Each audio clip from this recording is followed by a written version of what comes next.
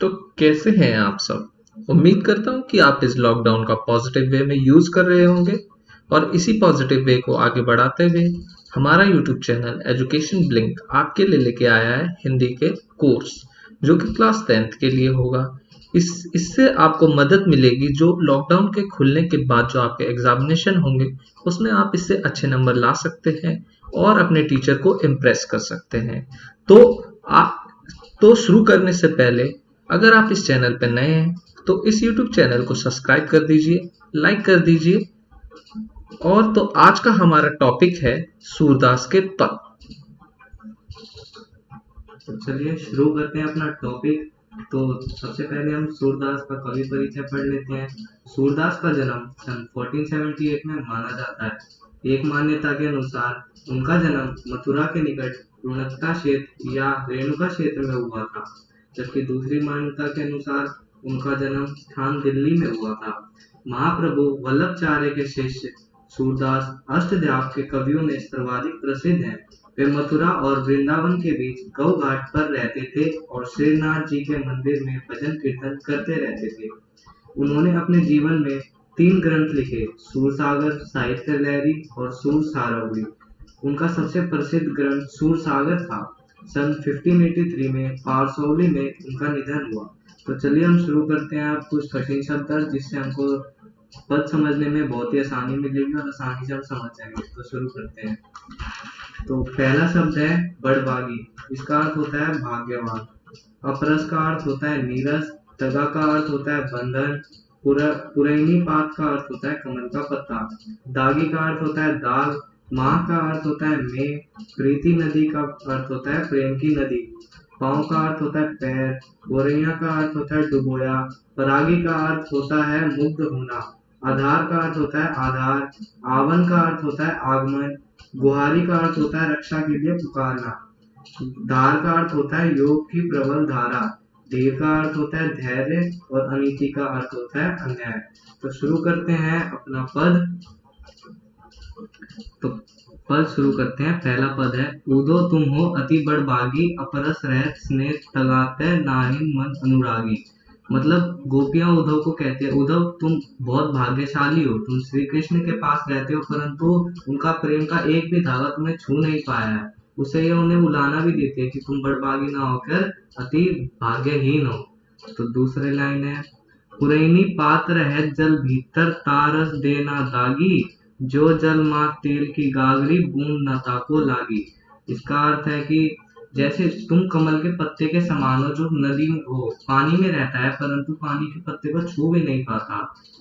और दूसरी लाइन का अर्थ यह है कि तुम उस मटके में तेल और पानी के समान हो, जैसे तेल के मटके में पानी की एक बूंद टिक नहीं पाती, उसी समान तुम श्री कृष्ण के पास रहकर भी उनके प्रेम को छू नहीं पाए। तो आगे पढ़ते हैं। प्रीति नदी में पाँव न बोरियो, दृष्टि न रूप परागी, सूरदास अबला हम भोरी कुर चाटी जो तागी। इसका अर्थ है कि गोपियां कहती है कि तुम प्रीति नदी के पास रहते हो फिर भी अभी तक तुमने उसमें पैर भी नहीं डुबोया है, लेकिन हम तो अबला नारी हैं, हम तो उस प्रकार श्री कृष्ण पर आकर्षित हो गए जिस प्रकार एक चींटी गुड़ को देखकर आकर्षित हो जाती है। तो अब पहला पद हो गया, आशा करता हूँ कि आप समझ गए होंगे। तो अब दूसरा पद देखते हैं। मन की बात मन ही मांझ रही, कहिए जाय कौन पे उधो, नाही मरद कही। तो इसमें कहते हैं कि हम बहुत कुछ कहना चाहते थे, हमारी मन की बात मन में ही रह गई और हम श्री कृष्ण को बहुत कुछ कहना चाहते थे लेकिन हम कुछ कह नहीं पाए और तुम्हें हम बताना उचित नहीं समझते। तो अब अगला पढ़ते हैं। अवधि आधार आस आवन की, तन मन बिथा सही, अब इन जोग संदेशनी, सुनी सुनी बिरहिनी बिरह दही। इसमें गोपियां कहती है कि हम दिन काट रही थी श्री कृष्ण के आने की कि कब श्री कृष्ण आएंगे तो हमारे सारे दुख हर जाएंगे, लेकिन उन्होंने खुद ना आकर तुम्हारे सहित वो अपना योग का संदेश दिया है जिससे हमें बहुत और भी गुस्सा आ गया है और हम धैर्य धारण नहीं कर सकते। तो अब अगला है चाती उती गुहारी जिथी, तय उत तय धार वही, सूरदास अब धीर धरी, क्यों मर्यादा न लई। तो उसमें कहते हैं कि अब हम धैर्य धारण क्यों करें जब कृष्ण ने अपनी मर्यादा का पालन नहीं करा, उन्होंने खुद ना आकर वो उद्धव से हमारा योग संदेश भेजा, इसलिए हम धैर्य धारण नहीं कर सकते। तो हम अपना तीसरा पद देखते हैं। हमारे हरिहारिल की लकड़ी मन क्रम वचन नंद नंदन और वह दृढ़ करी पकड़ी। मतलब इसमें क्या गोपियाँ कहती है कि हम तो उस हारिल के पक्षी की तरह हैं जिसकी एकमात्र आहार उसकी लकड़ी होती है, लेकिन अगर वो लकड़ी ही ना रहे तो हारिल पक्षी जिंदा नहीं रह सकता। उसी प्रकार हम हैं जो श्री कृष्ण के सहारे जिंदा है, लेकिन श्री कृष्ण खुद नहीं आए और उद्धव से अपना योग संदेश भेजा है। तो अगली लाइन है, जागत सोवत स्वप्न दिवस निशी कान्ह कान्ह जकरी सुनत जोग लागत है ऐसी ज्यों करवी ककड़ी। मतलब इसमें गोपियां कहती है कि हम जाते सोते दिन रात खाली श्री कृष्ण का जाप करती रहती थी, लेकिन वह नहीं आए। और ये योग का संदेश उनका ऐसा लग रहा है जैसे कड़वी ककड़ी हो। जिस प्रकार कड़वी ककड़ी को कोई भी खा नहीं सकता, उसी प्रकार हम भी यह योग संदेश सुन नहीं सकते। तो अगला है, सूतो व्याधि हमको ले आए देखी सुनी न करी, यह तो सूर तिन्ही ले सोपो जिनके मन चकरी। मतलब गोपियां कहती है कि ये क्या चीज है जिसे ना हमने देखा है ना भोगा है, लेकिन हमको ये क्यों मिल रहा है। और उन्हें ये योग का संदेश उन्हें जाकर देने की बात करती है जिनका मन चक्री की तरह है, गोल गोल है, जो एक स्थिर नहीं है। हमारा मन तो स्थिर है, ये तुम जाकर श्री कृष्ण को कहो, यह उद्धव को कहती है वह। अब चौथा पद है, हरि है राजनीति पढ़ियाए समुझी बात कहत मधुकर के समाचार सब पाए। इसमें कहती है कि हरि मतलब अर्थात श्री कृष्ण ने राजनीति पढ़ ली है। अब पहले वह प्रेम का बदला प्रेम से चुकाते थे, लेकिन अब वह योग का संदेश भेजने लग गए हैं जो गोपियों को बिल्कुल अच्छा नहीं लगा है। तो अगला है, एक अति चतुर होते पहले हरि अब गुरु ग्रंथ पढ़ियाए, बड़ी बुद्धि जानी जो उनकी जो संदेश पढ़ाए। मतलब इसमें वो बोलती है कि पहले ही वह श्री कृष्ण बहुत चतुर थे, अब तो उन्होंने गुरु ग्रंथ पढ़ लिया, अब तो वह बहुत ही ज्यादा समझदार बन गए हैं। पहले वह प्रेम का बदला प्रेम से चुकाते थे, लेकिन अब वह योग का संदेश भी भेजने लग गए हैं। तो अगला है, उदो भले लोग आगे के पैर पर ही डोलत बधाए, अब अपने मन फेर पाइए चलते होते चुराए। मतलब इसमें गोपियां एक दूसरे से कहती है कि उद्धव तो भला लोग है जो श्री कृष्ण की सेवा कर रहा है, उनकी हर बात मान रहा है, तो उन्हें कुछ कहकर कुछ फायदा नहीं है, लेकिन वह अपना मन फिर वापस पाना चाहती है जो श्री कृष्ण मथुरा जाते हुए उनका चुरा कर ले गए थे। उद्धव को कहती है कि तुम जाओ और श्री कृष्ण से कहो कि हमारा मन वापस लाया दें। तय क्यों अनीति करे आपुन जे और अनीति छुड़ाए, राजधन तो यह सूर जो प्रजा न जही सताए। ये गोपियां कहती है कि राजा का धर्म होता है कि प्रजा को सताया ना जाए, लेकिन श्री कृष्ण हमें सता रहे हैं क्योंकि वह खुद नहीं आए। और उस समय जब हमें दिक्कत होती है तो उस समय हम अपने रक्षक को पुकारते हैं, लेकिन इस समय रक्षक ने ही हमारे दिमाग खराब कर रखा है। तो अगला देखते हैं प्रश्न उत्तर, जो कि बहुत इंपॉर्टेंट है। तो पहला प्रश्न है, गोपियों द्वारा उद्धव को भाग्यवान कहने में क्या व्यंग निहित है। इसका उत्तर देखते हैं पहले। गोपियों द्वारा उद्धव को भाग्यवान कहने में यह व्यंग निहित है कि उद्धव वास्तव में भाग्यवान ना होकर अति भाग्यहीन है। वे कृष्ण रूपी सौंदर्य तथा प्रेम रस के सागर के सानिध्य में रहते हुए भी उस असीम आनंद से वंचित है। वे प्रेम के बंधन में बंधने एवं मन के प्रेम में अनुरूप होने की सुखद अनुभूति से पूर्णतः अपरिचित है। इसका उत्तर का देखते हैं, समझते हैं अच्छी तरह। तो गोपियां उद्धव को भाग्यहीन कहती है कि तुम बड़े भाग्यहीन हो जो प्रेम रस के सागर के पास रहते हो, अभी तक पैर नहीं डुबाए तुमने उसमें, तुम्हारा अभी तक एक धागा भी श्री कृष्ण को छू नहीं पाया है। तुम श्री कृष्ण के पास रहते ही क्यों हो जब तुमसे कुछ प्रेम नहीं कर सकते। तो उसमें कहती है कि प्रेम के बंधन में तुम अभी तक नहीं बने हो। उसका यही उत्तर है। तो प्रश्न 2, उद्धव के व्यवहार की तुलना किस किस से की गई है। इसका उत्तर है, गोपियों ने उद्धव के व्यवहार की तुलना निम्नलिखित उदाहरणों से की है।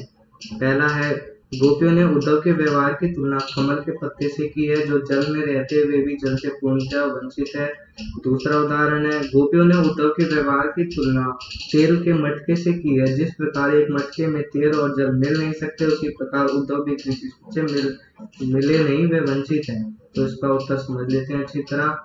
तो गोपियों का पहला उदाहरण यह है कि तुम तो उस कमल के पत्ते की तरह हो, जो अभी तक पानी में उगता हमेशा है, लेकिन उसका एक पानी की एक भी बूंद कमल के पत्ते पर टिक नहीं पाती। इसी समय तुम भी श्री कृष्ण को प्राप्त नहीं कर पाए।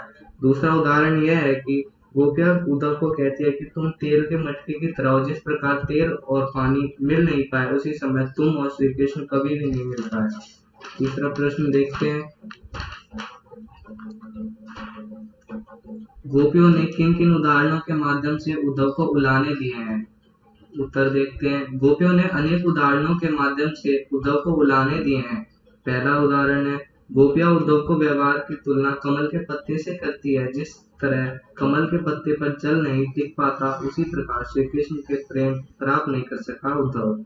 दूसरा उदाहरण है कि गोपियां उद्धव को भाग्यहीन कहती है, जो श्री कृष्ण के पास रहकर भी कृष्ण से प्रेम के बंधन से मुक्त है। तीसरा उदाहरण है, वे उद्धव के योग संदेश को कड़वी ककड़ी के समान बताती है। जिस प्रकार कड़वी ककड़ी को खाया नहीं जा सकता, उसी प्रकार गोपियां उद्धव को यह योग संदेश जो उद्धव लाया है वह सुन नहीं सकती। तो इसको समझते हैं अच्छी तरह। तो पहले उदाहरण में यह कहते हैं कि तुम उस कमल के पत्ते की तरह हो, कि तुम कीचड़ में तो उगते हो, लेकिन उसकी एक भी बूंद आती है तो वह नीचे गिर जाती है, ना कि उस कमल के पत्ते पर टिकती है। तो तुम उसी कमल के पत्ते की तरह हो। दूसरे उदाहरण में वह यह समझाती है कि तुम अति भाग्यहीन हो, जो प्रेम रस के सागर के पास रहते हो, कभी कभी पैर नहीं डुबोया तुमने अभी तक, तुम्हारा प्रेम का एक भी धागा उसे छू नहीं पाया है, वह यह बताती है। तीसरे उदाहरण में यह बताती है कि तुम्हारा यह योग संदेश जो तुम हमें सुनाने के लिए लेके आए हो, वो बहुत ही बेकार है और कड़वी ककड़ी के समान है। जिस प्रकार कड़वी ककड़ी को हम खा नहीं सकते, उसी प्रकार हम इस योग संदेश को सुन भी नहीं सकते हैं। तो चौथा प्रश्न देखते हैं, उद्धव द्वारा दिए गए योग के संदेश में गोपियों की विरह अग्नि में घी का काम कैसे किया। तो इसका उत्तर पढ़ते हैं, गोपियां श्री कृष्ण के आगमन की आशा में बेचैन थी। वह एक एक दिन गिन रही थी और अपने तन मन की व्यथा को चुपचाप सहते हुए कृष्ण के प्रेम रस में डूबी हुई थी। परंतु कृष्ण ने स्वयं न आकर योग का संदेश देने के लिए उद्धव को भेज दिया। विरह की अग्नि में जलती हुई गोपिया को जब उद्धव ने श्री कृष्ण को भूल जाने और योग साधना करने का उपदेश देना प्रारंभ किया, तब गोपियों की विरह वेदना और भी बढ़ गई। इस प्रकार उद्धव के योग संदेश ने आग में घी का काम किया। तो इसको समझते हैं अच्छी तरह।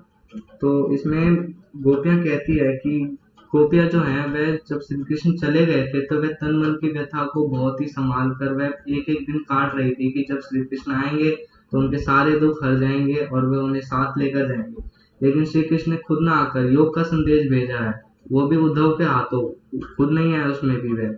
तो गोपियां कहती है कि तुम चले जाओ, हमें ये योग का संदेश बिल्कुल अच्छा नहीं लगा, ये कड़वी ककड़ी के समान है, हम इसे सुन नहीं सकते। और जब विरह वेदना में गोपियां जल रही थी, उसमें उद्धव ने योग का संदेश लाके घी का काम किया है। तो इस प्रश्न का यही उत्तर है। प्रश्न 5 देखते हैं, मर्यादा न लही के माध्यम से कौन सी मर्यादा न रहने की बात की जा रही है। इसका उत्तर पढ़ते हैं, मर्यादा न लही के माध्यम से प्रेम की मर्यादा न रहने की बात की जा रही है। कृष्ण के मथुरा चले जाने पर गोपियां उनके वियोग में जल रही थी। कृष्ण के आने पर ही उनकी विरह वेदना मिट सकती थी, परंतु कृष्ण ने स्वयं न आकर उद्धव को योग का संदेश देने के लिए भेजा। और उद्धव यह बोलता है कि श्री कृष्ण को भूल जाओ, योग संदेश के साथ भेज दिया, जिसने गोपियों में उनकी मर्यादा त्याग करने पर आतुर कर दिया। इसका उत्तर समझते हैं एक बार अच्छी तरह। मर्यादा न लही के कारण से माध्यम से प्रेम की मर्यादा की बात की जा रही है। कृष्ण मथुरा चले गए थे और गोपियों का हृदय चुरा कर ले गए थे, लेकिन वह उन्हें वापस नहीं दिया श्री कृष्ण ने। और गोपियां सोच रही थी कि श्री कृष्ण आएंगे और हमें ले जाएंगे, लेकिन वह नहीं आए और योग का संदेश भेजा है उन्होंने। इसलिए गोपियां कहती है कि श्री कृष्ण प्रेम की मर्यादा भूल गए हैं। वह तो बहुत अच्छे थे, पहले मर्यादा पूर्वक बात करते थे, लेकिन अब पूरी तरह मर्यादा भूल गए हैं और हमें त्याग करने की बात कर रहे हैं। तो अगला प्रश्न देखते हैं, कृष्ण के प्रति अपने अनन्य प्रेम को गोपियों ने किस प्रकार अभिव्यक्त किया है? इसका उत्तर, गोपियों ने कृष्ण के प्रति अपने अनन्य प्रेम को विभिन्न प्रकार से दिखाया है। पहला उदाहरण है कि गोपियों ने अपनी तुलना उन चींटियों के साथ की है जो गुड़ पर चिपक जाती है, परंतु वह स्वयं को छुड़ा नहीं पाती और अपने प्राण वहीं त्याग देती है। दूसरा है, उन्होंने खुद की तुलना हारिल की पक्षी से की है। जिस प्रकार हारिल पक्षी एकमात्र सहारा उसकी पैर में फंसी हुई लकड़ी होती है, उसी प्रकार गोपिया के एकमात्र सहारा श्री कृष्ण थे। और तीसरा उदाहरण है, वे जागते सोते दिन रात बस श्री कृष्ण जाग करती रहती थी। तो इसको समझते हैं। पहले में ये कहा गया है कि गोपियां अपने आप की तुलना चींटियों से करती हैं। जिस प्रकार गुड़ को देखकर चींटियां आकर्षित हो जाती है और उस पर जा चिपकती है और वह खुद को छुड़ा भी नहीं पाती और अपने प्राण वहीं त्याग देती है, उसी प्रकार गोपियां समझती है कि हम भी उन्हीं की तरह हैं और हमने भी अपने प्राण वहीं त्याग दिए हैं। और दूसरा में ये कहती है कि उन्होंने खुद की तुलना हारिल पक्षी की है। हारिल पक्षी आपने देखा ही होगा, जिसके पैर में एक लकड़ी फंसी होती है। तो हारिल पक्षी की एकमात्र सहारा उसकी एकमात्र लकड़ी होती है, जिसे वह अगर छोड़ दे तो वह जी नहीं सकता। उसी प्रकार गोपियां कहती हैं कि हम भी हारिल पक्षी हैं, हम श्री कृष्ण के बिना जी नहीं सकते। तीसरा उदाहरण में एक आगे कि वे श्री कृष्ण जब मथुरा चले गए थे, तो गोपियां खाली दिन रात जागते सोते खाली श्री कृष्ण जाप करती रहती थी। इसी प्रकार यह गोपियां अपने प्रेम को प्रकट करती है। तो यदि आपको वीडियो पसंद आई हो तो लाइक कर दें, शेयर कर दें। आशा करता हूं कि आपको सारे पद के असली और मीनिंग समझ आ गए होंगे। तो उम्मीद करता हूं कि आपको ये बहुत अच्छा लगा होगा।